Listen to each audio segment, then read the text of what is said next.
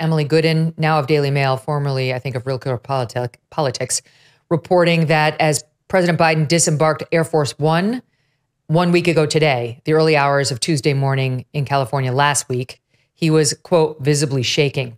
Approaching 5:30 a.m. East Coast time, the president had been awake for almost 24 hours. This is the morning after his DNC speech. Walking slowly down the plane stairs, he struggled to step into the SUV, waiting to take him to the 8,000-acre Santa Barbara ranch where he and his family have just enjoyed a week-long vacation. One of his Secret Service agents moved to shield him from the watching cameras before giving him a helpful boost into the car. It's tough to see on the video that we have, other than because it's dark.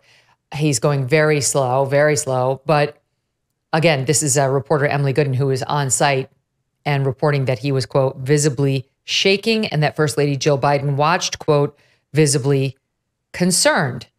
Tom Bevan of Real Clear Politics has been pulling his schedule every day, and it's just out of town, out of town, out of town, out of town, out of town, out of town. And while out of town, he's doing absolutely nothing other than receiving the president's daily brief, which you have to receive. That's really not up to you.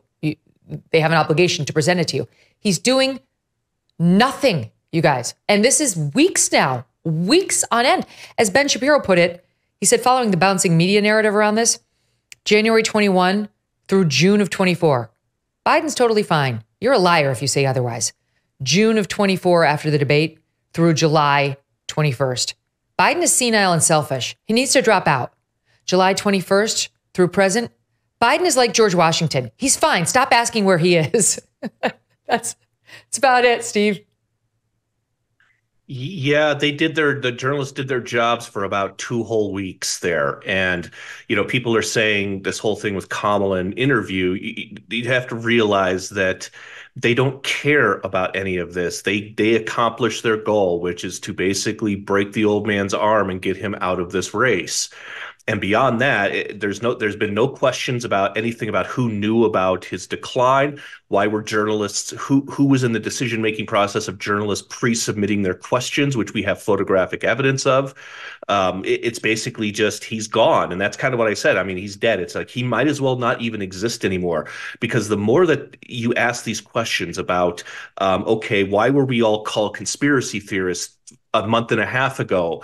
Barack Obama's leading him off of the stage, and his own advisors are saying that that's not what it was. And then Obama speaking about Kamala Harris at the convention. And any mention of Biden, any time that they wheel this guy out, is just a reminder of, one, how they lied to us for about the most of his term. And two, it's a reminder that they installed a candidate who hasn't received a single primary vote. And we can't have that, because that moves on joy. That gets in the way of joy. And we don't need to have any more of this dour old man and this guy who's going to die in front of the country at any second, because we're all onto joy now. And so any incumbency onto joy must be pushed out of the frame. It must be forgotten about. It must be, like I said, dropped into the woods in Delaware, Soprano style. And that's what really this is about. That's why they had Joe Biden speak on Monday. Instead of this passing the torch, you'd think Biden would speak right before Kamala Harris and say, here she comes, and here we are. No, they had him speak on Monday, and then they threw him into the trunk of an SUV and drove him off to never be heard from again. And that's really what this is about. This has to be Kamala as the upstart candidate. And any reminder that Joe Biden is half dead and weakened at Bernie's presidency is a reminder that, one, she knew about it. Two, she was part of it. And three, the media has a harder time of selling her as the joy candidate. And the change candidate. So I'd feel better that she wasn't doing anything and he's not doing anything, Stu, if I didn't have this behind the scenes glimpse a couple of months ago at one of the largest teams at the White House. This is the comm staff. Just look at it. Just take it in for the listening audience. These are young women, not much older than my daughter Yardley, who is 13. I mean, they are young. There's a couple of guys in the back. There's no way these people are over the age of 25. And they're diverse. They've got all the boxes are checked. And this appears to be who's running the country. Okay. So I don't feel better. I I'd feel better if we had somebody I knew we elected, or at least half of the country wanted. I don't know who those people are, and I have zero faith in their ability to make decisions on things like Israel. That's a great point. The picture you showed looks like what happens when Stephen Colbert wins an Emmy and the writing staff comes up and there's like 87 people, and you're like, they needed that many people to come up with that show. This is typical stuff that they're doing, and part of me actually there's a small part of me leading into this that was wondering, maybe the media has just degraded so much. Like maybe it's just had disintegrated so much that the ability to even do this job no longer existed. The fact that you could be won over by someone, from the last era of Ben Rhodes or that staff of people you just showed, the fact that you could be won over to write articles on their behalf is sort of pathetic. And you wonder, is it just incompetence? Is it just that the industry is disintegrated and they no longer have the ability? But then we saw, as Stephen pointed out, a 2-week golden era of journalism where all of the sudden they were on everything. They had people in every room. They had sources everywhere. They were able to completely change into this like movie style journalism where they would solve every crime. And it was incredible. I mean, it was legitimately impressive to watch for about 2 weeks, and then they just shut it right off. So the worst possibility is the correct one, which is they just don't want to do this job. What they want is Kamala Harris or some other left winger in office. They want Donald Trump to lose, really, no matter what. And at the end of the day, they're going to intentionally run interference for the Harris campaign, maybe until the very end. She's already been able to go through 1/3 of the campaign she needs to run of 15 weeks. 1/3 of it, she's already avoided any questions. God only knows if they get one in the last 10. It's truly like, someone is in a coma, and it's very sad they're in a coma, but then they wake up. You're like, oh, they're back. Yay. I've got my family member back. And then 2 weeks later, they're back in the coma. That was like a bad, it's just like one temporary dream that they actually are in the coma. That's the media, it's a terrible Lifetime movie. Mm-hmm. Look what they can do. Yes, we've all seen them many times. I'm old enough to remember the After School movie. That's what we got when we came home in the 70s when us latchkey kids, when our parents were basically not raising us. We had like Jimmy and Christy McNichol waiting for us. Okay, I diverge.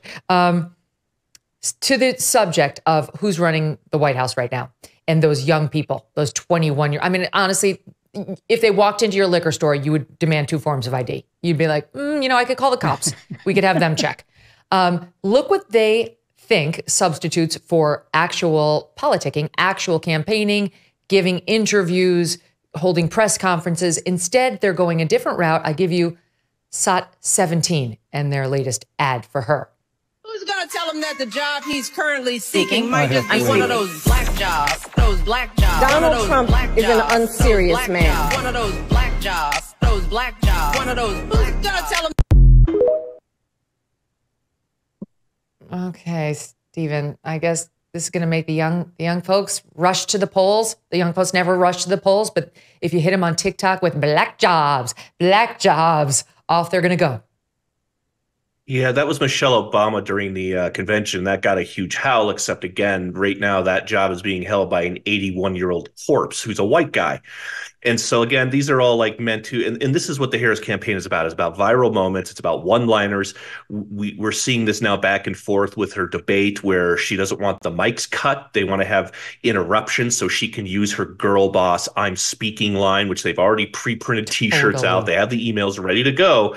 And everybody sees through this. That's what I think was so interesting about this change in the debate demands is just about every single person on Twitter X yesterday said that this is so she can have a viral moment.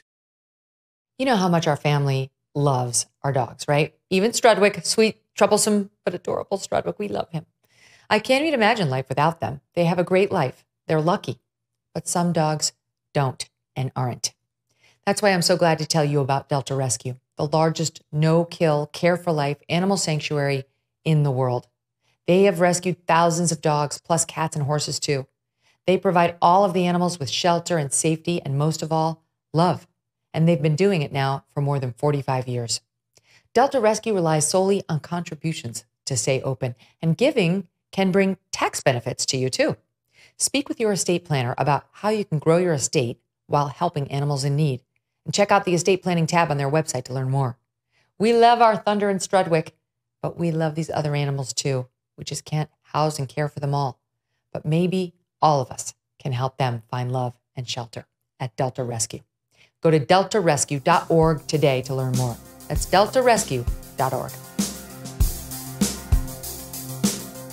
Thanks so much for watching. If you like what you just saw, hit the subscribe button for more clips and full episodes.